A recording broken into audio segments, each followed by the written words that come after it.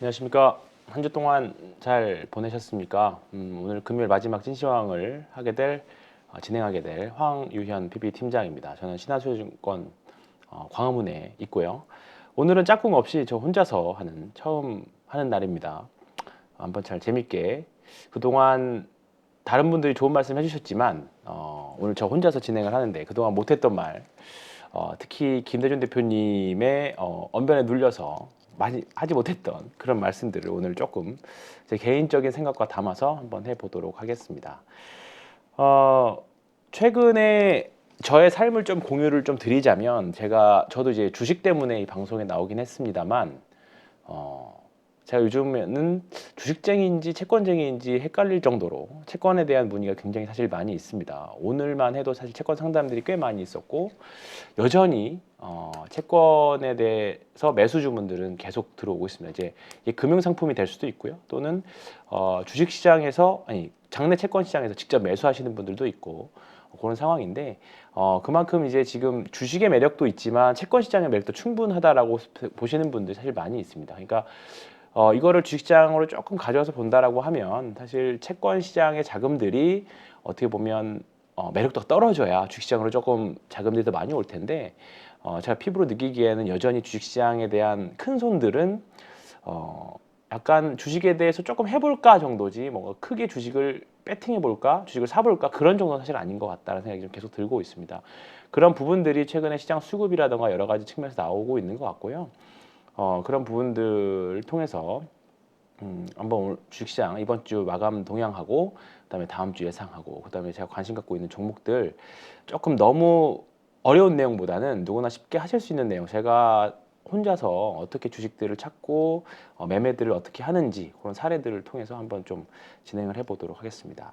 일단 이번 주 매매 동향을 좀 보겠습니다. 오늘도 장 막판에 외국인들이 선물 시장에서는 그래도 조금 땡겨서 막판에 샀습니다. 장중에 2천억대의 선물 순매도를 보이다가 장 막판 들어서 조금 파는 듯 하더니만 조금 일정 부분 한 1,000억 정도를 선물에서 좀 매수가 좀 들어왔고요. 근데 시장의 판도나 또는 시장을 강하게 베팅한다기 정도보다는 그냥 좀 많이 떨어졌으니까 팔았던 대사전 정도 이렇게 보시면 될 것 같고 현물도 마찬가지입니다. 오늘 사실 주식시장이 크게 움직이지는 않았는데 뭐 이거 0.7%도 움직였다라고 움직일 수 있는데 삼성전자로 지수 받쳐놓고 오늘 상대적으로 계좌가 조금 힘드셨던 분들도 있으리라고 봅니다. 지수는 대형주들은 좀 크게 세게 받쳐놓고 종목들을 좀 세게 패는 장세 그리고 몇몇 테마 쪽으로만 시장의 수급이 한 번에 몰아가져 버리다 보니까 센 놈만 계속 세고 약한 놈들은 재미없거나 하락해버리는 그런 장세가 좀 연출이 되고 있는 장세입니다. 그리고 이번 주 내내 보셔서 아시겠지만 그 변동성이 또 지난주에 이어서 계속적으로 이루어졌다는 것들 이어지고 있습니다. 다만 제가 말씀드리고 싶은 거는 작년부터의 매매 동향입니다. 계속 또 앞으로도 말씀드리겠지만 이거 좀 보겠습니다. 일별 동향. 작년부터 보겠습니다. 보시면 할 때마다 숫자가 좀 바뀌죠. 보시면 작년에 결국 한 6조 8천억 정도를 외국인들이 팔았습니다. 기본 전제 조건은 우리나라의 지수는 외국인이 만든다라는 전제 조건을 깔고 가고 있습니다. 개인들이 아무리 발버둥을 쳐봤자 응집력 있는 외국인들이 지수를 만들고 그 안에 세부 수익률들은 기관이 만든다라는 기본 전제 조건을 깔고 가기 때문에 이 부분에 사실 동의하지 않으신다라고 하면 사실 드릴 말씀 없습니다만 제 경험상 그래왔던 부분들이 강했기 때문에 그런 전제 조건 하에 말씀을 드린 거고요. 작년에는 어쨌든 6조 8천억 정도를 순매도를 했습니다. 근데 이거를 조금 끊어서 반기 단위로 보게 되면 7월부터는 외국인들은 9조대를 샀습니다. 9조 원을 샀고 이거를 조금 더 확장해서 현재까지 오늘까지 2월 24일 본다라고 하면 16조 7천억 정도를 샀습니다. 그러니까 작년에 하반기 내내 산 거만큼을 지금 한 두 달 상간 통틀어서 지금 사고 있는 그런 양상입니다. 그렇다 보니까 지수가 생각보다 그렇게 상저하고를 얘기했었고 침체에 대한 이야기들이 많았음에도 불구하고 주식시장이 안 빠졌던 것들이 이런 부분들에 기인한다라고 볼 수 있고요. 제가 이번 주에 타 운용사에 이제 설명회를 좀 다녀왔는데 거기서 하시는 말씀들이 일단은 1월 달, 2월 달은 올라온 거는 피봇에 대한 어느 정도에 대한 기대 그리고 밸류에이션을 낮아진 밸류에이션으로만 올라왔다 이거죠. 그러니까 앞으로 나올 실적들이 굉장히 중요하다 정도인데 일단은 이제 두 가지 변수가 있겠습니다. 두 가지 변수가 있는데 앞으로 실적이 깨졌을 경우에 지금의 밸류에이션이 정당하지 못하는 부분들이 있죠. 네, 그런 부분들이 있고 또 하나는 이제 높은 금리 수준이 이제 어쨌든 5% 이제 4.7인데요. 이제 뭐 5% 진입한다라고 보면 우리가 예상하지 못한 어떤 게 터질지 모른다라는 거죠. 그러니까 저 딱 꼬집어서 이것 때문에 위기가 옵니다가 아니라 우리가 예상하지 못한 것들. 우리가 과거 쭉 생각을 해보면 항상 예상된 위기, 이번에 상저하고에 대한 전망, 경기 침체에 대한 전망도 마찬가지일 겁니다. 예상된 어느 정도의 사실들은 그게 현실화되는 케이스들이 사실 많이 없었던 것 같아요. 매년 사실 연말마다 나오고 있는 중국의 부동산 위기 같은 이슈들 그런 부분들이 사실 현실화되지 않았거든요. 그러니까 지금 우리가 예상했던 일들은 사실 생각보다 잘 일어나지 않는다.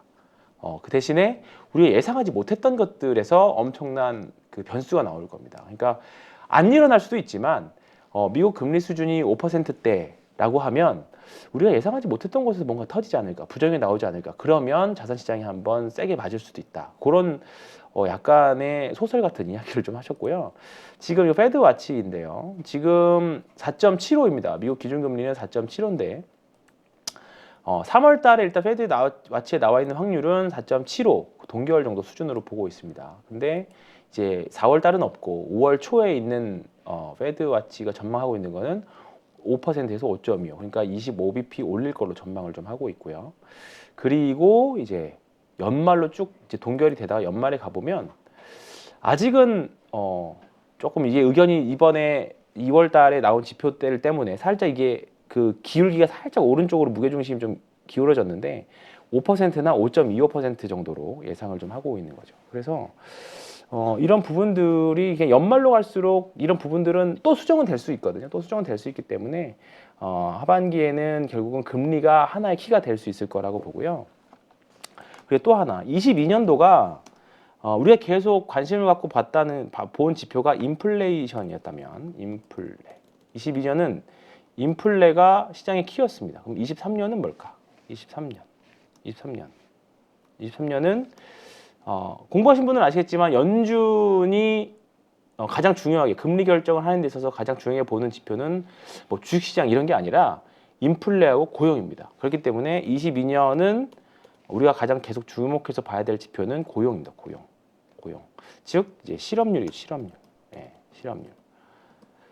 어제도 률이군요. 어제도 사실 이제 미국에서 실업률 발표가 있는데 생각보다 실업률이 지표가 생각보다 좀 좋게 나오면서 예전 같았으면 실업률이 너무 좋으니까 금리 인상하겠네로 받아들였었던 게 작년이었다라고 하면 올해는 이렇게 가면 침체는 없지 않을까 그런 전망들을 좀 하고 있는 거죠. 그래서 운용사 미팅에서도 이렇게 된다라고 하면 변동성은 굉장히 있을 수 있지만 결국은 페드에서는 침체로 가지 않기 위해서 어느 정도 금리 조절을 할 것이다. 그런 전망들을 했습니다. 그래서 올해는 작년에는 인플레가 주요 키였다면 이제 인플레가 떨어지긴 이제 전망치들은 계속 떨어지고 있습니다. 그렇기 때문에 앞으로 우리가 이제 월 초중순에 나왔던 인플레 지표 CPI 그놈의 CPI 때문에 고생을 했다라고 하면 이제 올해부터는 조금은 덜해도 될 것 같고 앞으로는 점차 고용에 대한 부분들이 이제 이런 부분들이 금리 결정에 있어서 큰 역할을 할지 않을까 저는 좀 그렇게 생각을 하고 있습니다. 그래서 앞으로 우리는 이제 실업률, 고용 지표에 대한 영향력이 주식시장에 좀 더 신경 써서 봐야 될 것 같고요. 그래서 이제 결론적으로다가 2월 달에는 밸류에이션으로만 올라왔다라고 하면 이제 앞으로 나올 지표들에 의해서 조정은 좀 가능한데 그래봤자 한 5% 정도 내외의 조정을 볼 겁니다. 그러면 미국 시장 기준이니까 그러면 개별 주식은 한 거의 2배 한 10% 정도 내외의 조정 충분히 가능할 거니까 우리가 1월 달이 계속 나왔던 게 뭐냐면 혹시나 1월 달 상승 이후에 2월 달에 조정이 오면 매수하자라는 우리가 포지션들을 계속 증권사들이 얘기를 했었죠. 근데 막상 주식시장이 떨어지니까 사실 매수하기 좀 어려운 구간에 와 있거든요. 근데 주식시장을 보면 2월달 주식시장을 보면 조금 살짝 뭐 우하향이긴 합니다만 여전히 박스권에서 매매할 수 있는 그런 구간들을 좀 만들어냈었고요. 월봉상으로도 이제 박스 상단에 왔습니다. 그렇기 때문에 어느 정도 많이 올라와 있는 상태인 거죠. 그러면 2월달, 3월달은 이제 3월달은 사실 조금 더 조정은 연장선상이 될 수 있기는 한데 그래봤자 뭐 2,350포인트 정도 언저리 되지 않을까 이렇게 생각을 하고 있습니다. 오늘 삼성전자가 가격을 단단히 지켰던 것도 큰 원인이기도 하고요. 대신에 이제 그거는 조심해야 될 것 같습니다. 대신에 삼성전자는 삼성전자고 대신에 이제 어떤 종목을 피킹하느냐에 따라서 하락하는 종목들은 더 밑을 파고 내려갈 수도 있고요. 올라가는 종목은 더 올라갈 수 있습니다. 이게 뭐냐면 결국은 추세가 확실하게 갈릴 수가 있다. 그리고 변동성이 조심하자. 요 정도입니다. 그래서 이번 주에는 뭐 로봇이 세기도 했었고요. 그다음에 AI가 세기도 했었고요. 그다음에 일부 종목들이 또 세기도 했었고 전기차가 세기도 했었고 그렇긴 한데 또 전기차가 한없이 올라갈 것 같다가도 3일 전인가요? 그때는 또 세게 얻어맞는 그런 결과들이 있었습니다. 그렇기 때문에 적당히 올라가면 팔고 적당히 내려가면 사야 하는 시장. 내가 이 업종이나 종목에 대해서 길게 큰 상승을 갖고 있다라고 하시면 그거는 뭐 하지 않겠습니다만 어쨌든 지금은 추세가 뻗어나가기가 일부 종목들을 빼고는 좀 쉽지 않은 구간. 이게 뭐 주식 사놓고 아예 안 봐버리시는 게 사실 속편할 수 있을 것 같고요. 매일 사실 뭐 주식을 종가를 확인하고 그랬다가는 굉장히 좀 정신적인 체력 소모가 좀 많이 있을 거라고 봅니다. 그래서 제가 요즘에 이제 어떻게 매매를 하는지에 대해서 좀 말씀 좀 드리려고자 하는데요. 준비한 자료가 어디였지?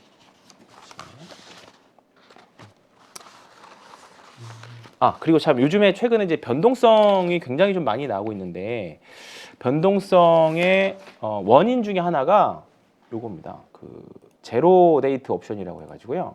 참 요거 하나 말씀드릴게요. 지금 미국 시장도 굉장히 좀 아사리판이거든요. 그래서 제로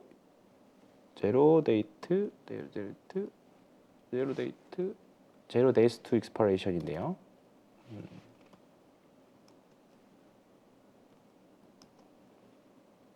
그래서 저도 나올 것 안 나오네요.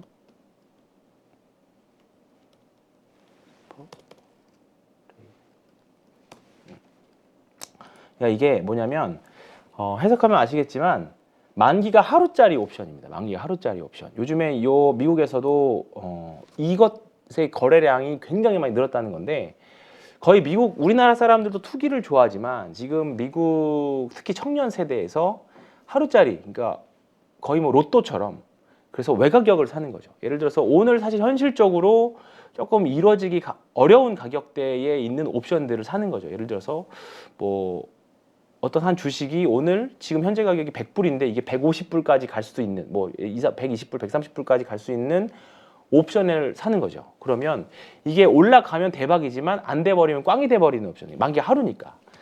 근데 이제 이런 정도의 옵션을 굉장히 많이 하고 이걸 이제 개별 주식으로 말씀드렸지만 스파이라고 하는 ETF 아실 겁니다. S&P 500. 이제 거기에 걸려 있는 거죠. 그래서 이런 쪽으로 현물에서의 이제 해칭도 많이 들어오기 때문에 올라가면 그 추세가 확실하게 강해지고 내려갈 때는 또 확실하게 추세가 확실하게 나눠져 버리는. 그러니까 쉽게 말하면 강할 때는 생각보다 더 강하고 하락할 때는 아래쪽으로 생각보다 더 빠지고 그런 양상, 그러니까 변동성이 굉장히 많이 증가하고 있다라는 거죠. 그래서 2018년 상반기 때도 그랬다고 하는데 지금도 미국 시장은 요 옵션 때문에 굉장히 좀 골머리를 앓고 있다라는 겁니다. 그래서 사실 우리나라 시장도 뭐 맨날 K 주식 어렵다, 변동성 크다, 뭐 세론이다 이런 말 많이 나오지만 지금 미국 주식 시장 내에서도 우리는 사실 뭐 그런 대형주 애플이나 뭐 아마존이나 이런 대형주들을 위주로 사실 많이 하시겠지만 작은 주식들 하실 때는 이런 변동성들이 굉장히 좀 많이 나오고 있는 상태입니다. 그래서 지금 어쨌든 한국 주식시장이든 미국 주식시장이든 전 세계적으로 주식시장이 변동성 구간에 있다. 비추세 국면 안에 변동성 구간에 있다. 그렇게 보시면 될 것 같아요. 그렇다 보니까 굳이 내가 이런 변동성에 뛰어들어서 과연 내가 수익을 낼 수 있을 확률이 얼마나 될까라는 전제적으로 갖고 있기 때문에 시장의 자금들은 채권도 그래서 수익률이 지금 오늘 제 기준으로 만기 한 1년 정도 남은 미국 국채가 한 5%대에 나온 채권들이 있었거든요. 그러면 미국 국채 여기서 환율이 크게 변동성이 하지 않는다라고 하면 미국 국채도 지금도 나쁘지 않다. 뭐 미국 국채 안전자산이니까 1년에 5% 오케이. 그러면 굳이 내가 주식시장에 들어가가지고 그 험한 변동성에서 잃느니 그냥 안전하게 5% 먹겠다. 그냥 그런 생각으로 하시는 분들이 많이 있는 거죠. 그래서 이게 자산시장과 주식시장하고 타 자산시장 간에 아직 괴리가 많이 있습니다. 그래서 이 괴리를 좁히는 게 올해가 될 거라고 이제 올해 내내 거치면서 될 거고 그렇기 때문에 그 괴리를 좁히는 과정에서 아까 말씀드렸던 실업률이 좀 안정되고 하고 그다음에 하반기쯤 가서 실업률이 사실 조금 안 좋아져야 금리 인하에 대한 시그널이 나올 텐데 실업률이 계속 좋고 이렇게 된다라고 하면 조금 유지는 하겠죠. 아까 페드와치에서 하는 게 더 늘어질 수도 있습니다. 이제 그런 부분들을 올해는 종합적으로 보시면서 시장을 좀 봐야 되지 않을까 지금 좀 보고 있고요. 우리나라도 이번 주 마찬가지였죠. 이번 주 어제가 생각지도 않은 생각보다 좀 좋은 장이 나왔었는데 어제는 또 우리나라 위클리 옵션이었죠. 점점 우리나라도 이제 주간 단위 옵션의 영향력이 주식시장에 굉장한 변동성을 좀 일으키고 있고 오늘 금요일이 전형적인 미국 시장이 양호했음에도 불구하고 전형적인 금요일 시장 약세장의 금요일 모습을 보여주는 하루였습니다. 그래서 장 마감으로 갈수록 질질 흘러내리다가 막판에 살짝 들어 올리는 그런 모습들이 있었는데 오늘 뭐 음봉 났다라고 해서 크게 뭐 사실 걱정하실 필요 없다고 생각합니다. 다음 주에 이날만 그저께죠. 그렇게 수요일 날도 이렇게 음봉 세게 떨어졌을 때 이제 뚫고 완전 내려가는구나 했지만 어제는 또 주가가 또 말아 올렸고요. 그리고 오늘은 또 음봉이 또 세게 났고요.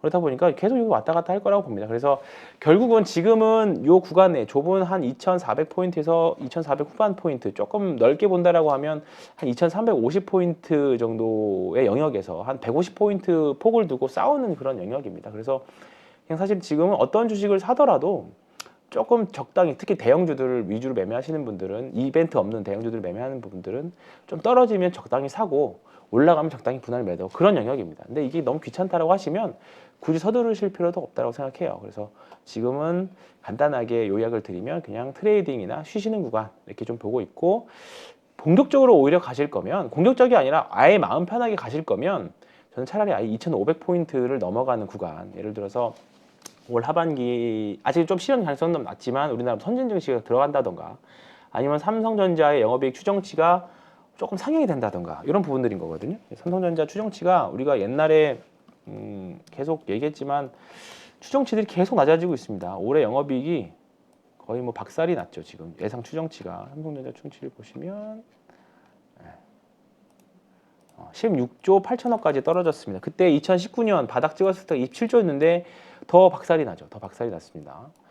근데 주가는 사실 빠지지 않죠. 작년 대비 거의 이제 3분의 1 토막 수준까지 나올 수도 있는데 근데 이제 내년에는 기저 효과를 예상하는 거죠. 사실 그래서 외국인들은 이런 부분들 또는 내년에 이제 수출이 회복되는 그런 부분들을 이제 기대하고 지금 수출 감소율은 제 다음 주에 발표할 수출 데이터도 여전히 좋지는 않지만 수출 감소율은 좀 들 걸로 지금 전망을 하고 있습니다. 우리가 2021년 5월 달에 그때도 수출은 늘어나지만 수출 증가율이 줄기 시작했거든요.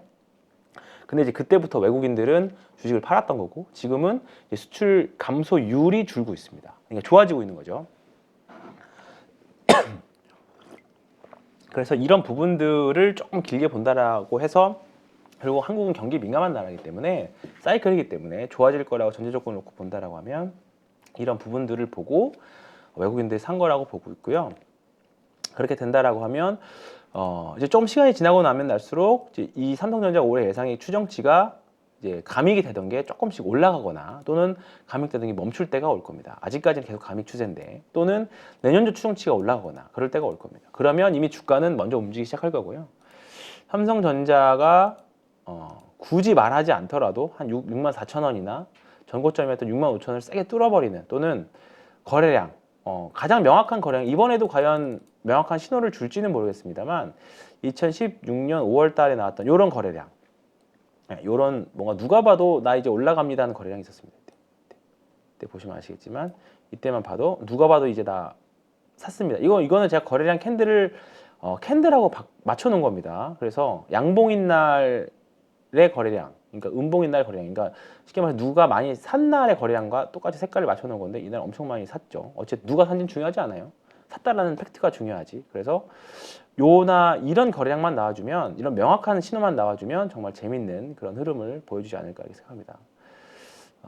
그리고 이제 여기서 지금 구간에서는 이제 올해는 어쨌든 실적이 그렇게 나쁘다는데 주가 빠지지 않죠. 작년에 좋았는데 빠졌고, 그러면 올해는 여기서 6만 원에서 뭐 조금 많이 밀리면 이벤트가 있으면 한 5만 7, 8천 원, 6만 원 이하까지 내려갈 수 있습니다. 언제든지. 그러면 이 정도 범위 내에서 움직이다가 우리가 굳이 예측하지 않아도, 삼성전자가 좋아집니다라고 예측하지 않아도 주가는 시세에서 가격이 먼저 보여줄 거라고 봅니다. 뭐 우리가 맨날 PBR, PR로 몇 배니 싸니 이런 예측을 해도 싼 게 더 싸지는 경우도 많이 보셨을 겁니다. 비싼 게 더 비싸지거나. 근데 그것보다 개인 투자자들이 그런 예측하시면 맞추면 좋긴 하겠지만 사실 맞을 때도 있고 안 맞을 때 있거든요. 근데 거래량은 어쨌든 주가는 속이지 못하니까 그런 거래량. 예를 들어서 당장 내일 뭐 다음 주 월요일에 이렇게 빵 뜨는 뭔가 거래량이 나오면 일단 그때부터 낚여놨던 현금을 수저되는 때가 되지 않을까 싶은데 지금 2년 정도 쉬었잖아요, 주가는. 그러면 아직은 조금은 더 여기서 횡보하면서 그동안 빠져나왔던 물량들을 매수하는, 우리가 흔히 말하는 매집의 구간을 거쳐야 될 겁니다. 그러면 그때쯤 가면 자연스럽게 삼성전자 매집이 어느 정도 마무리가 되면 자연스럽게 이제 삼성전자 실적 전망치들이 올라가기 시작할 거고요. 만약에 삼성전자 전망치나 실적들이 자연스럽게 좋아질 때가 오면 급하게 사겠죠, 당연히. 그러면 거래량들에서 먼저 나올 겁니다. 그러면 아까와 같은 그런 거래량들이 짧은 기간에도 나올 수도 있습니다. 근데 그 기간에 대해서는 사실 이제 앞으로 가봐야 하는 거잖아요. 그렇기 때문에 삼성전자 좋은 주식인 건 아는데 결국 삼성전자는 조금 한 시간이 필요하지 않을까. 하이닉스도 그렇고. 그러면 결국 지수도 마찬가지로 연동이 되겠죠. 그러면 지수 때도 이 정도 되네. 그러면 올해는 중형주에서 실적 좋은 주식들, 아까 제가 매일 떠났던 하나 에어로스페이스 같은 이런 주식들 보면 신고가 가잖아요. 이런 주식들은 내가 뭐 지수와 상관없이 가는 종목들입니다. 그렇기 때문에 이런 종 매매하시기 아주 좋죠. 그러니까 이런 주식들 지금 이렇게 많이 올랐는데 예를 들어서 7만 원대 내가 이런 받은 주식을 지금 어떻게 9만 원대 사냐라고 하시면 이제 52주 신고가를 가는 영역이거든요. 그러면 이런 주식은 역사적 신고가인데 위에 팔 사람이 없는 거잖아. 이제 여기서 밑에서 샀던 사람들이 언젠가는 팔 건데 그러려면 지금부터는 이제 위에 물린 사람이 없기 때문에 오히려 위가 더 가볍게 이렇게 보시면 됩니다. 그렇기 때문에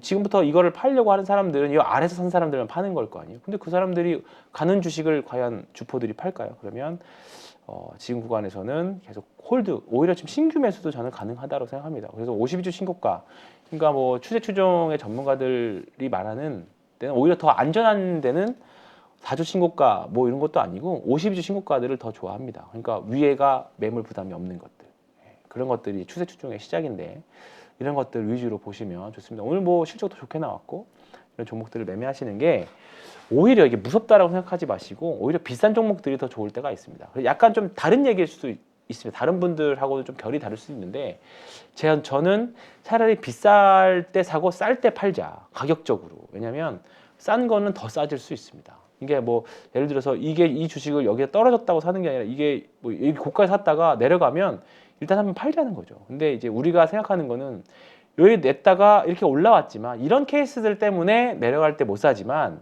이렇게 내려갔다가 이렇게 쭉 더 내려가는 케이스도 많이 있겠죠. 이렇게 해서 이걸 쓰게 되네요. 이렇게 보시면 여기서 이렇게 쭉 가버릴 수도 있는 거죠. 그러니까 이거는 올라왔으니까 우리가 말을 하는 거지. 여기를 뚫고 더 내려가면 그거는 그 종목이 그 계좌를 다 망쳐버리게 되거든요. 그래서 우리가 예전에 카카오에서도 겪었잖아요. 카카오가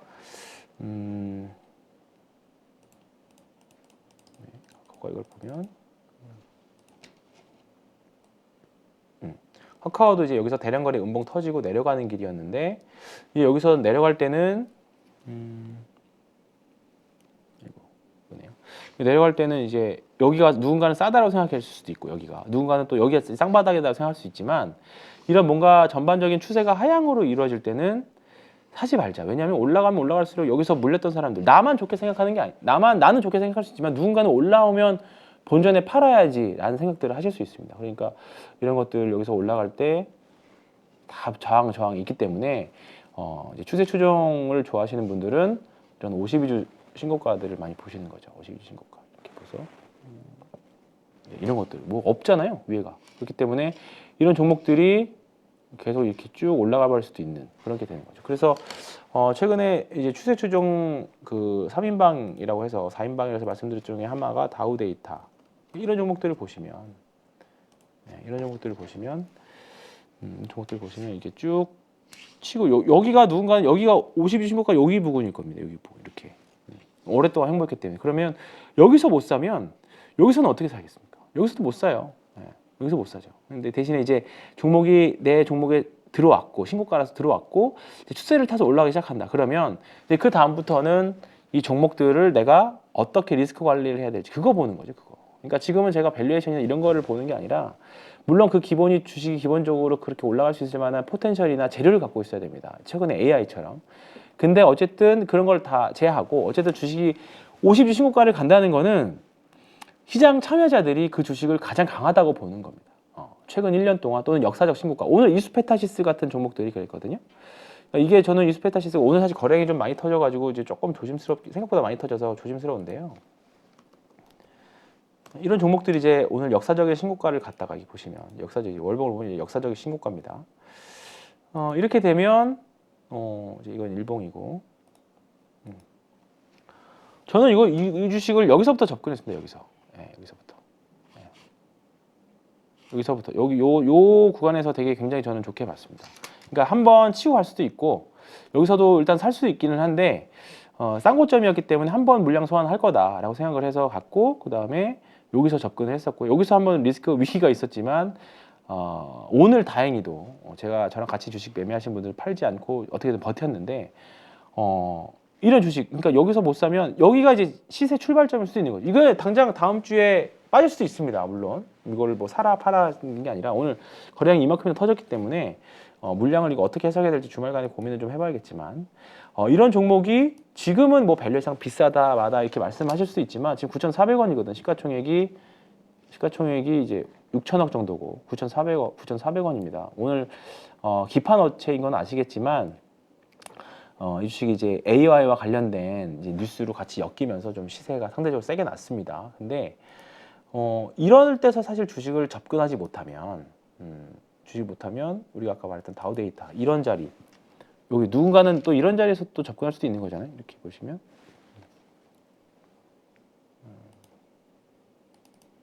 요런 자리 요런 자리가 되겠죠. 역사적인 신고가 요런 자리. 그러면 이 구간에서 충분히 이런 구간에 매매를 해도 지금 벌써 3만 원대니까 벌써 한 50% 정도 났잖아요. 그렇기 때문에 이런 구간을 못할 수도 있습니다. 갈 수도 있고 못할 수도 있는데 그러니까 제가 말하는 건 무조건 간다가 아니라 갈 수도 있답니다. 그래서 유명한 추세 추종자들의 승률이 그렇게 높지 않아요. 그렇게 높지 않습니다. 대신에 손익비가 높은 거죠. 승률은 제가 한 30에서 40% 정도 많아야 40% 정도 되는 걸로 알고 있는데 그러니까 10종목 사면 3종목에서 4종목 성공한다는 거예요. 그런데 대신에 그럼 7종목에서 손실 난다는 건데 그거는 그 손실은 최소화하고 나머지 3, 4종목에서 수익 나는 것들이 나머지 손실분을 다 상쇄시킨다는 거죠. 우리는 기본적으로 내가 10종목을 사면 10종목 다 수익을 내려고 하잖아요. 근데 그게 사실 해봐서 아시겠지만 어렵다는 거 아실 겁니다. 그래서 추세 추종자 트레이더 중에 유명하신 분이 한 말씀이 하나 있습니다. 내가 이 주식이 다음날 오를지 얼마큼 오를지 또는 내릴지 얼마큼 떨어질지까지는 모른다. 근데 내가 딱 하나는 통제할 수 있다. 내가 이 주식에서 손실 볼 수 있는 최대 금액까지는 그러니까 내가 이 주식으로 손실을 본다라고 하면 그 금액은 내가 통제할 수 있다라는 거죠. 그러니까 다음 날 이 주식이 일정 부분 떨어지면 여기서는 무조건 판다인 거죠. 그러니까 10,000원짜리 주식이 3% 떨어져서 판다. 나는 1,000만 원의 주식을 사면 나는 이 주식에서는 30만 원만 손실을 볼 거야라고 하면 9,700원이 깨지면 무조건 파는 거죠. 그렇기 때문에 근데 그거는 내가 정할 수 있잖아요. 대신에 다른 주식들이 10,000원에 사서 더 올라갈 수도 있는 거니까 그런 주식을 결국은 총 싸움으로 하는 거죠. 내 이 주식에서는 손실을 봤지만 다른 주식으로 내가 10개를 사면 10개 다 손실 보진 않을 테니까 그 주식에서 손실 본 걸 다 만회해서 결국 썸으로 이 최종적으로 이제 잔고만 늘어나면 되니까. 그래서 역으로 한번 생각해 봅시다. 그러니까 지금 계좌마다 굉장히 아픈 손가락들이 있으실 겁니다. 예를 들어서 마이너스 50%, 70%. 근데 반대로 50% 70% 수익 난 게 있으면 괜찮은데 그런 주식들은 대부분 다 플러스 5에서 10%대 다 수익 실현을 해버리죠. 근데 이거를 뒤집어야 돼, 뒤집어야 돼. 그러니까 손실은 짧게 끊어내고 끌고 가는 거는 쭉 가는 경우들이 필요하죠. 우리가 역으로 생각을 해보면 꼭 보초병 세운 한두 주 또는 10주 정도가 수익이 크게 나고 많이 비중 실어서 산 종목들은 손실이 좀 크게 나는 케이스들이 많이 있는데 반대로 그렇기 때문에 불타기가 중요하다고 말씀드린 거예요. 그러니까 우리가 예를 들어서 나 이 주식을 처음에는 뭐 100주만 샀지만 떨어지면 더 사고 떨어지면 더 사고 떨어지면 더 사잖아요. 근데 그게 추세를 계속 하락을 타가지고 그게 물량이 계속 늘어나면서 손실률은 줄어들겠지만 상대적으로 손실금은 계속 늘어나잖아요. 근데 이걸 반대로 해보자고요. 반대로 하면 내가 예를 들어서 100주를 샀습니다. 어떤 주식. 그러면 올라가면 일단 내 판단이 맞은 거잖아요. 그죠? 내 판단이 맞은 겁니다. 그러면 내 판단이 맞았으니까 더 사는 거예요. 그리고 올라가면 또 더 사고 그런 식으로 한번 해보자는 거죠. 왜냐하면 그 주식이 내려간 주식이 얼마까지 떨어질지 모르지만 올라가는 주식이 얼마까지 오를지 모르는 거죠. 대신에 불타기 하는 건 불타기되 매일마다 내가 이 주식이 그러면 그 주식의 비중이 늘어나잖아요. 결국은 어떤 주식을 사느냐 이제 올라간 주식 사느냐보다 더 중요한 거는 계좌 자금 관리거든요. 이 주식으로서 내 계좌에 다음날 주식이 떨어졌을 때 이 주식이 내가 오늘까지는 흐름이 뭐 한 50% 수익이 났는데 내일 이 주식이 일정 부분이 떨어지면 바로 손절매 나갈 수 있게 손절매가 아니라 이제 트레일링 스탑이라고 하죠. 그러니까 익절이 되겠죠, 익절. 그러니까 추세가 꺾이거나 아니면 내가 기존한 가격에 여기를 훼손을 하면 또는 내 총 잔고가 이 정도가 훼손이 되면 내가 예를 들어서 1억을 주식을 샀는데 1억 5천만 원이 됐습니다. 근데 내가 이 주식이 내일 급락이 나오던 1억 4천만 총 잔고 기준으로 1억 4천만 원이 훼손이 되면 이 주식은 뭐 추세고 뭐고 다 팔겠다라는 거를 기준을 정하시는 거죠. 그걸 정하는 게 중요합니다. 그 리차드 데니스는 이걸 2%로 정했습니다. 2%. 근데 2%는 굉장히 좀 타이트하죠. 근데 이거를 좀 쪼개서 보면 1억짜리 내 총 잔고가 1억이고 1,000만 원짜리를 10개를 사면 종목당 다 20% 떨어지진 않을 테니까 2%씩 떨어지진 않을 테니까 내 1,000만 원을 사게 돼 한 종목 샀다 치면 이 종목에서는 20%까지 손실봐도 되는 거죠. 1,000만 원에 20% 200만 원이고 1억에 2%는 200만 원이니까 1,000만 원어치 주식을 사면 이 주식으로는 20%까지 손실을 봐도 내 총 잔고에서는 2%만 손실을 보는 거죠. 그러니까 이런 식으로 그러니까 2%를 할지 3%를 할지는 이거는 누구도 가르쳐 줄 수 없어요. 정해진 게 없어요. 그러니까 내 성향에 맞게 이 퍼센트를 크게 하면 당연히 손실도 크게 볼 수도 있지만 수익도 크게 날 수 있겠죠. 그러니까 내려갔다가 다시 올라갈 수도 있으니까. 대신에 난 손실 보는 게 너무 싫다. 손실을 정말 짧게 가겠다. 라고 하시는 분들은 이 퍼센트를 좀 타이트하게 보시는 거고 그렇게 하는 거예요. 이 사례가 제 고객님 중에 있어요. 그러니까 이분은 약간 특이한 케이스이긴 한데 시스템 매매를 하시는 분입니다. 근데 매매를 어떤 걸 하시냐면 상한가 따라잡기를 하십니다. 상한가 따라잡기를 하는데 상한가 따라잡기 아실 겁니다. 상한가 들어갈 때쯤에 같이 들어가요. 대신에 상 깨지면 바로 팝니다. 그래서 하루에 매매가 엄청 많아요. 엄청 많은데 그날 상 깨지면 매도를 했다가 다시 들어가면 또 들어가고 아마 그거는 그분의 노하우이기 때문에 뭐 비중 조절이나 그런 분들이 있겠지만 그렇게 해서 매매를 하시는데 그런 식으로 해가지고 하루에 손절이 굉장히 많아요. 손절 요즘에처럼 이제 상한가 변동성 심하고 해서 어렵다고 계속 말씀하시는데 손절하는 종목도 많고 금액도 많아요. 근데 대신에 상한가로 끝까지 붙인 상태에서 장이 마감을 하면 다음날 거의 대부분 갭상승이 크게 나오는 경우들이 많이 있잖아요. 그러면 그게 손실 금액을 다 상쇄를 시킵니다. 그래서 이분도 손익비가 굉장히 좋아요. 그래서 금액을 말씀드리는 할 수 없지만 지금 한 2년 정도 하셨는데 저랑 이제 어떻게 알게 돼서 그분 수익률이 지금 한 3%가 좀 넘었던 것 같습니다. 제가 전혀 관여하는 건 아니고 왜냐하면 기계가 하는 거기 때문에 시스템으로 그런 식으로 하시는 분들도 있다. 그래서 그걸 보면서 이게 추세 추종 또는 리스크 관리가 굉장히 중요하다. 그분은 그 계좌에서는 상한가 깨지면 바로 손절매가 쏟아지거든요. 같이. 그러다가 올라가면 다시 붙고. 그래서 그런 부분들. 그러니까 무조건 우리가 사실 기술적 분석, 워렌 버핏 쌀 때 주식은 싸게 사야 된다라고 하지만 그런 식으로 하면 사실 상한가 따라잡기 매매가 성공하면 안 되는 거죠. 근데 반대로 오히려 추세라는 것들이 있고 주식에는 추세라는 것들이 있고 가는 주식들은 더 가는 경향들이 있고 내려가는 주식은 더 내려가는 경향들이 있다라는 관점을 봤을 때 결국은 특히나 요즘 같은 장에서는 센 놈에 더 붙어야 된다. 그러니까 지금 최근에 오늘 최근 오늘 셀바스 오늘 상한 같은 게 뭐 있죠? 셀바스 AI가 최근에 오늘 고점 많이 올랐는데 저는 올해는 내내는 이제 추세 추종과 관련된 말씀들을 많이 드릴까 하는데요. 사실 시장에 대한 전망을 하고 뭐 시나리오를 쓰고 이렇게 하면 되겠 이렇게 하겠다라고 할 수 있지만 이게 한두 번 정도는 맞출 수 있습니다. 근데 시장을 계속 맞춘다는 것 자체가 거의 무당 같은, 사실 무당이라기보다 뭐 신처럼 계속 맞춰야 되기 때문에 여러 가지 합리적인 지표와 여러 가지 뭐 조건들을 들면 시장이 이렇게 될 것이다라고 할 수 있지만 아시잖아요. 이게 주식시장이라는 게 결국 인간의 심리도 많이 반영되는 부분들이기 때문에 예상대로 잘 되지 않는다. 그러면 결국은 시장에 순응하고 추세대로 해야 된다라는 게 제 결론입니다. 그래서 이런 부분들을 말씀드려야 되겠는데 어쨌든 이런 셀바스 AI 같은 것들 거의 뭐 최근에 이제 AI 대장주의 역할을 하고 있는데 지금 생각해 보니까 느낀 게 거의 뭐 답안지를 줬잖아요. 나 AI 관련주다라고 답안지를 줬는데 매매하기 좀 어려웠다라는 점. 근데 보면 이 회사의 주식을 보면 그 말 있죠. 개 같은 테마주라고 욕해봤자 우리는 못 산 우리는 혈압만 올라간다. 그러니까 지금 올해 작년에 50억 정도 순이익했는데 지금 시가총액이 6,600억입니다. 거의 뭐 퍼가 10배, 거의 100배, 120배, 130배 정도 수준의 흐름들을 좀 보여주고 있는데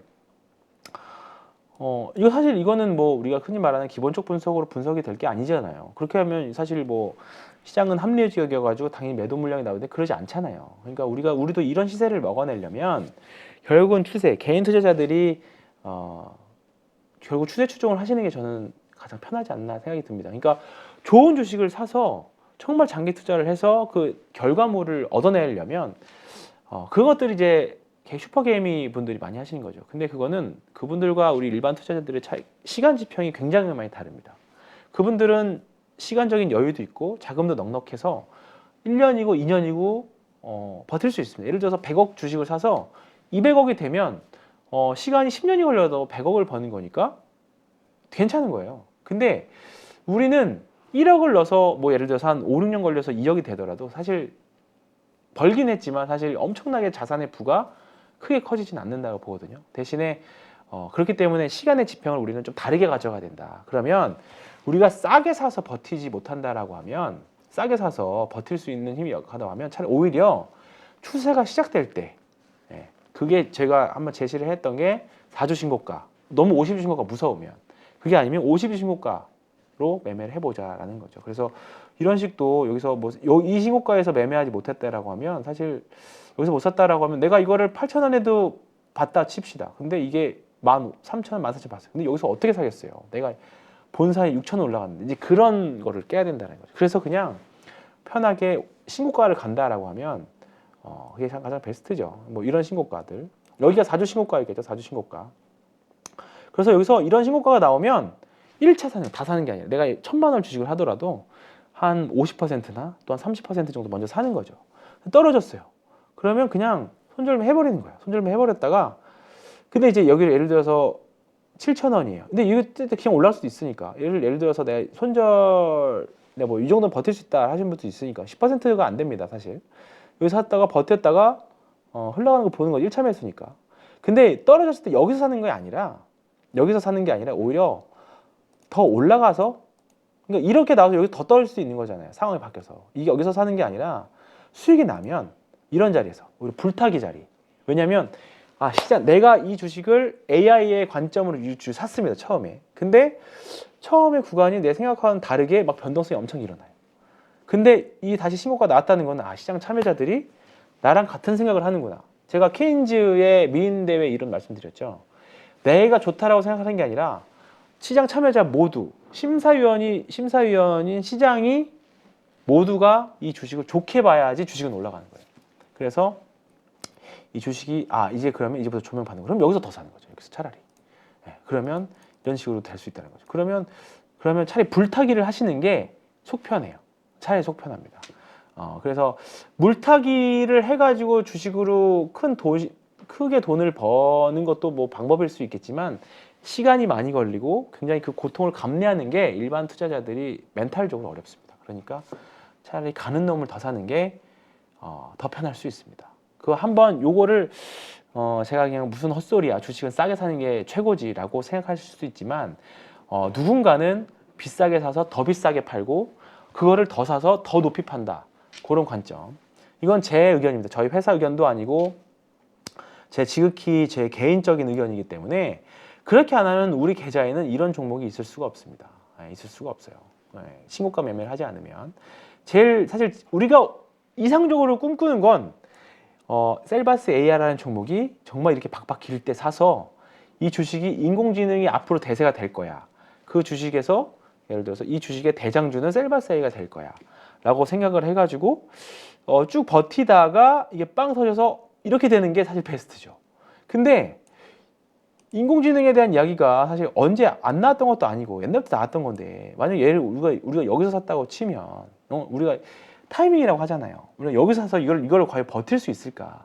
응? 왜냐면 실적도 안 나오는 회사를 버티기 더 어렵습니다. 실적이 안 나오는데 신고가 이제 신저가 가는 종목들은 뭐 상패 가는 거 아니야부터 시작해서 온갖 욕을 하기 시작하고 하잖아요. 그런 것보다 차라리 바닥에서 버티다가 가는 종목들 있죠.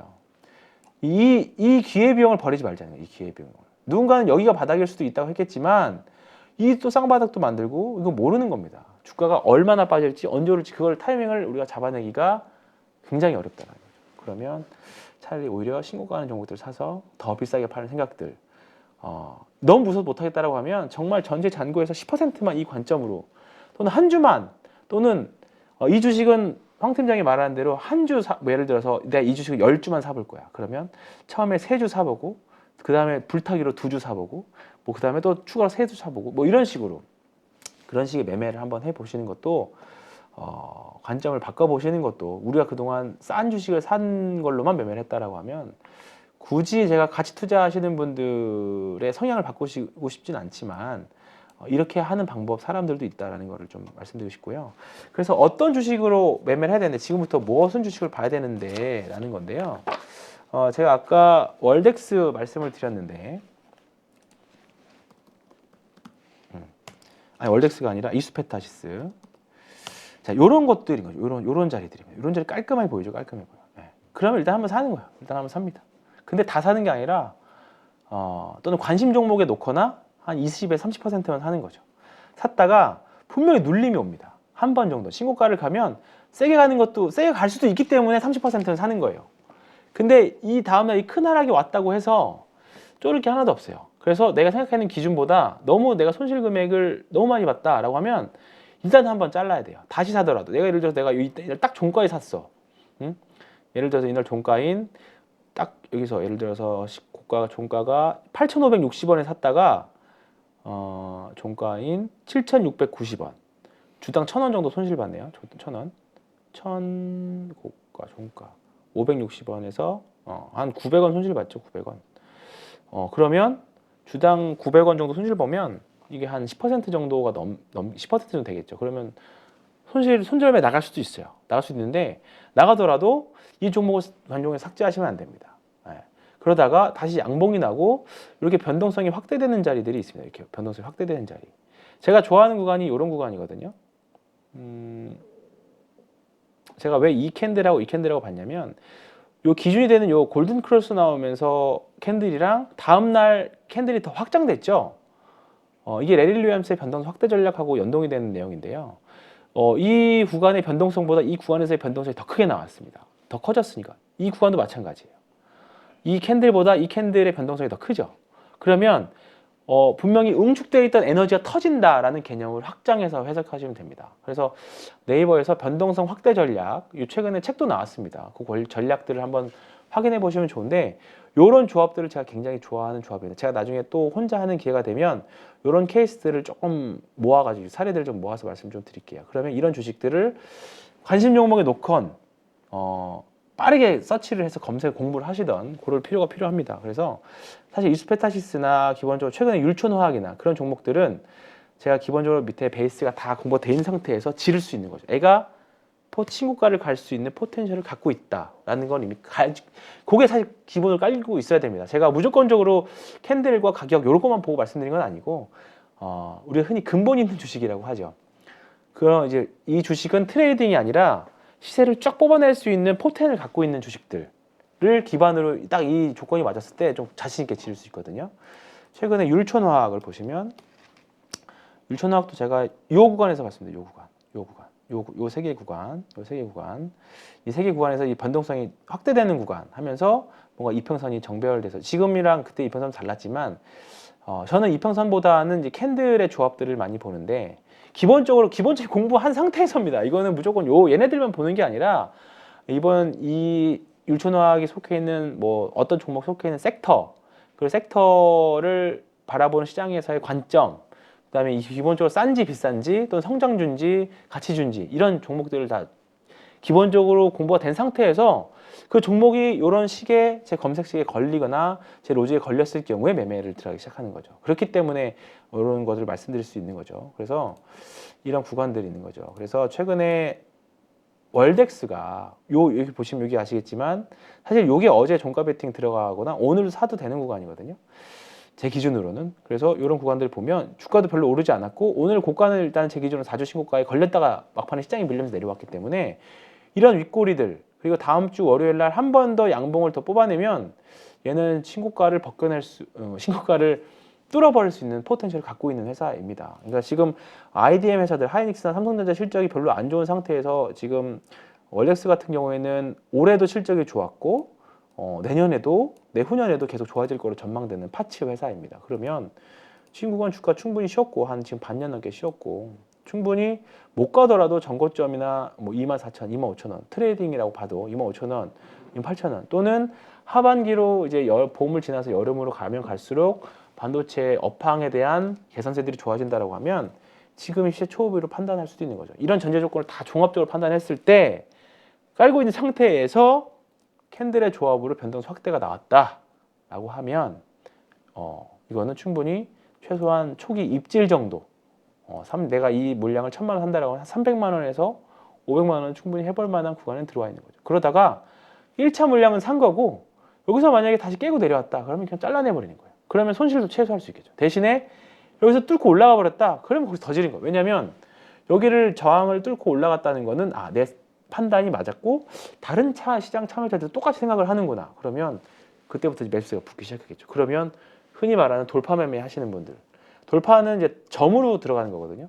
이제 분할 매수는 영역의 매매입니다. 영역의 매매. 그러니까 분할 매수 같은 경우에는 큰 바운드리를 두고 예를 들어서 이거라고 보면 이 정도 범위 내에서 이렇게 바운드리 매매에서의 구간 매매 영역 매매라고 해야 될까? 이 구간에서의 매매예요. 이 구간에서의 매매. 네, 이 구간에서의 매매. 이 구간에서는 언제든지 분할해서 사도 된다. 대신에 돌파 매매는 점 매매입니다. 점. 여기 구간을 딱 넘어가 버리면 이 점을 딱 넘어가 버리면 이제 뚫고 가버리면 이제 추세가 나오기 시작해 버리는 거죠. 그러면 그때 살 걸. 이게 되죠. 그러니까 신고가 영역들은 굉장히 중요하다. 그 부분 말씀드리고 싶었어요. 네. 그래서 그런 게 있고요. 그래서 월덱스가 좋은 사례가 되지 않을까 생각해서 말씀드렸고 그래서 제 포트에는 이게 4주 신고가들이 있습니다. 오늘 시장이 안 좋았음에도 불구하고 제 기준들 신고가 영역을 낸 기준들이 54종목이나 잡혔어요. 그리고 이 중에서 당연히 하나 에어로스페이스가 있겠죠. 네, 잠깐만 좀 지우고 보겠습니다. 이렇게 있는데 하나 에어로스페이스 이런 것들은 이렇게 올랐는데 어떻게 사가 아니라 신고가네 이제부터 한번 편하게 매매해도 되겠다 이런 관점으로 그러니까 한번 신고가 났으니까 다음 주 월요일 날 한번 눌림목이 오면 다시 한번 올라갈 걸로 샀다가 여기 고점일 수도 있겠죠 당연히 싼 고점 언저리니까 그러면 신고가를 갈 수도 있지만 떨어질 수 있으니까 한번 매수가 되면 이제 스탑로스 정해놓는 거죠. 여기 떨어지면 매도로 대신에 뚫고 확실히 추세를 타버리면 얼마까지 갈지 모르는 거죠. 네, 그런 매매를 해야 내 계좌 안에 52주 신고가가 반드시 생깁니다. 그러면 그때부터는 이제 추세를 타고 같이 춤을 추는 거죠. 그래서 오늘 보면 이런 루닉 같은 것도 이것도 이제 가능성이 좀 있었고요. 뉴스페타 걸렸고 최근에 이제 인수 이슈가 있었던 이어플로우, 이거 마인드랩도 AI 이런 것들은 뭐 단기 신고가라서 이거는 4주 신고가라고 했지만 이 보시면 뭐 20봉 그다음에 2주 신고가도 있고요. 더 그렇습니다. 좀 짧게 있는 거라 세비캠 이런 것들이죠. 이런 것들. 이것도 보시면 어디에 속한지 아실 겁니다. 이것도 신고가 영역이니까 이게 최소한 뭐 한 이 정도나 13만 원이나 14만 원까지도 한번 해볼 수 있는 자리니까 이런 것도 해볼 만하고요. 또 쭉 보는 게 참 CS 베어링. 예. 요게 조금 제가 마지막으로 이제 풍력 이야기를 좀 할 건데요. 오늘 CS 윈드하고 CS 베어링이 상대적으로 시장에서 강한 모습을 좀 보여줬습니다. 아까 장 마감할 때쯤에 이제 베트남에서도 해상 풍력에 대한 이야기가 많이 나왔는데요. 제가 그래서 지난주에 말씀드렸던 게 오히려 CS 윈드는 지금 공격적이신 분이 사는 게 지금 차라리 지금 자리라고, 보수적이신 분 떨어질 때 사는 게 아니라, 왜냐하면 박스권 하단이긴 합니다만, 지지 저항 걸려있긴 합니다만, 우리가 예상과는 다르게 여기를 뚫고 내려가 버리면 이게 또 어디까지 내려갈지 모릅니다. 그래서 저는 오히려 쌀 때기 때문에 오히려 리스크 관리를 해야 될, 오히려 보유자분들은 여기서 더 깨지면 손절매를 해야 되는 타이밍이 될 수도 있습니다. 내용 좋지만.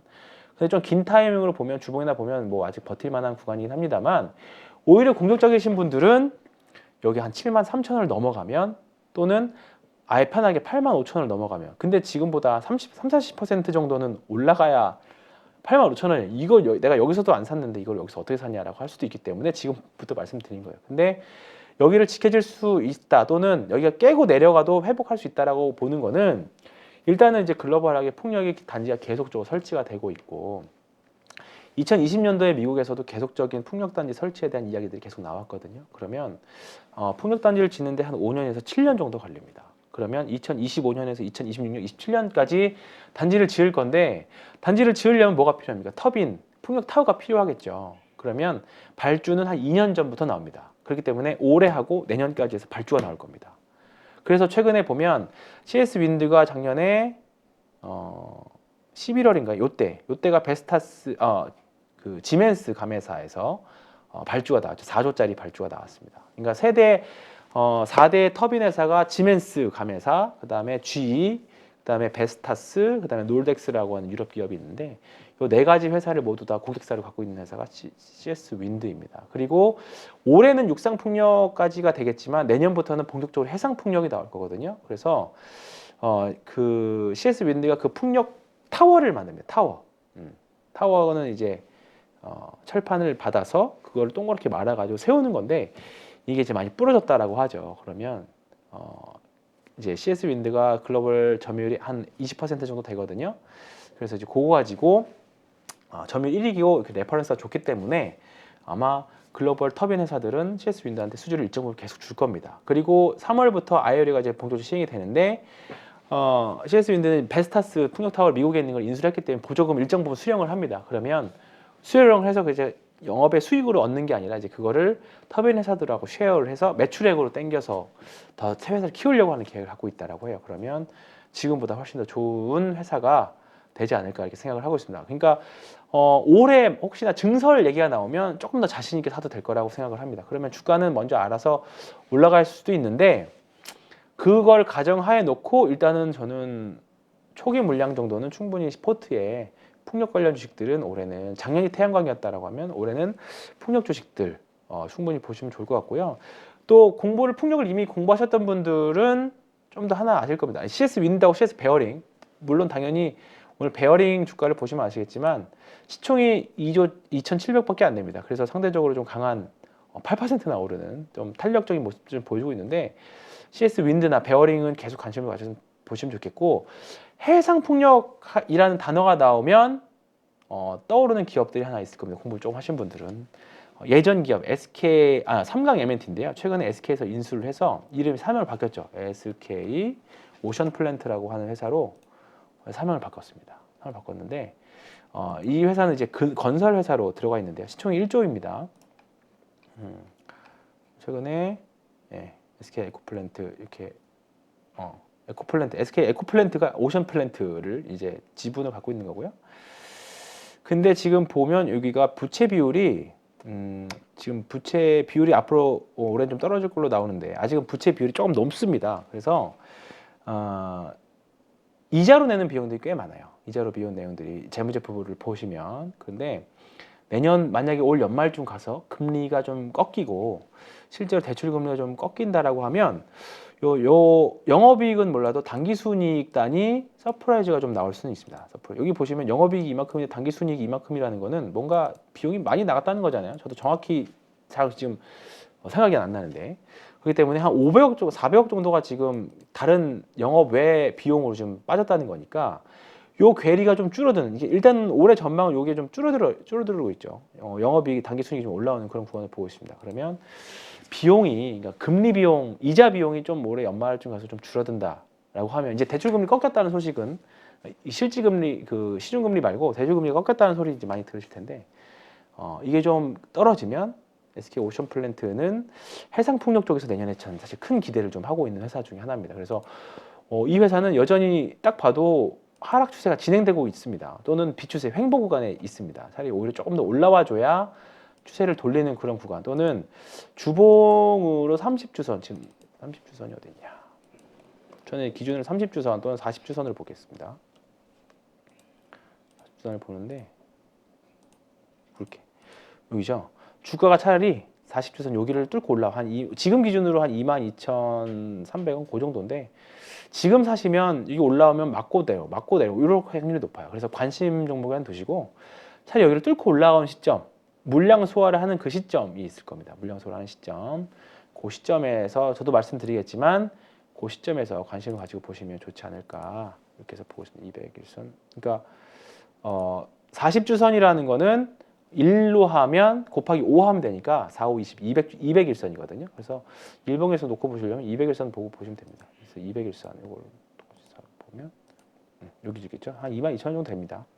여기를 사실 뚫고 올라가는, 아직은 추세가 없습니다. 이 주식은 추세가 어느 정도 만들어서 이렇게 가다가, 이렇게 만약 주가 이렇게 연말 가서 이렇게 딱 올라갔다, 뭐 예를 들어 여기서 좀 떨어져서 쌍바닥에서, 아까 제가 분할 매수는, 그러니까 이런 시나리오를 세워놓고 분할 매수는 할 수 있습니다. 어떻게? 그 구간으로, 면적으로 이런 식으로, 이런 식으로 면적에서의 매매를 할 수 있습니다. 여기서 분할 매수 영역, 여기는 분할 매수 영역이다. 대신에 여기를 점으로 돌파할 때, 여기는 돌파 매매는 점, 분할 매수는 영역. 여기는 지금 요 구간인 거죠. 그러니까 시나리오를 써놓고 가기는 가는 거죠. 근데 이 구간이, 이 면적이, 이 면적이 그냥 여기서 이렇게 마무리될 수도 있습니다. 이렇게. 근데 이렇게 길어질 수도 있는 거잖아요. 이렇게. 이거를 모른다는 거죠. 우리 개인 투자자들은 이거를 감히 예상할 수가 없는 거죠. 뭐 이게 내년에 해상풍력이 좋아지니까 내년에 좋아질 거야라고 하는데, 그거를 먼저 반영해서 여기 지금 올라갈 수도 있는 거고요. 또는 지금 조선주 그렇게 좋다 하는데 계속 바닥 팍팍 기고 있는 것처럼 이게 엄청 길어질 수도 있습니다. 그래서 기회비용 차원에서 지금은 쌀 때, 이 면적의 바닥에서만 그냥 좀 쌀 때 그냥 밸류에이션상으로 매수하는 구간이고, 뭔가 우리가 비중을 태우는 거는 좀 비싸게 사더라도 비쌀 때 사자. 그래서 쌀 때 팔고 깨져 내려갈 수도 있는 거니까, 이런 리스크를 제거하려면 그냥 안 사면 돼요. 여기서 바닥에 샀는데 바닥인 줄 알았더니 지하실 간다, 그 말 있는 것처럼 여기서 딱 더 내려갈 수 있으니까 이걸 그냥 안 사버리면 됩니다. 그냥 관종만 두고, 대신에 상승할 수 있는 포텐셜은 갖고 있는 거죠. 그렇기 때문에 관종에선 지우지 말고 그냥 가지고 있다가 여기를 뚫고 올라가면 여기서 따라붙자. 그게 추세 매매입니다. 그래서 이런 추세 매매해야 되는 것들은 앞으로도 제가 긍정적으로 볼 수 있는 것들은 계속적으로 한 번 더 말씀드려 볼 테니까 그런 식으로 말씀드려 보겠습니다.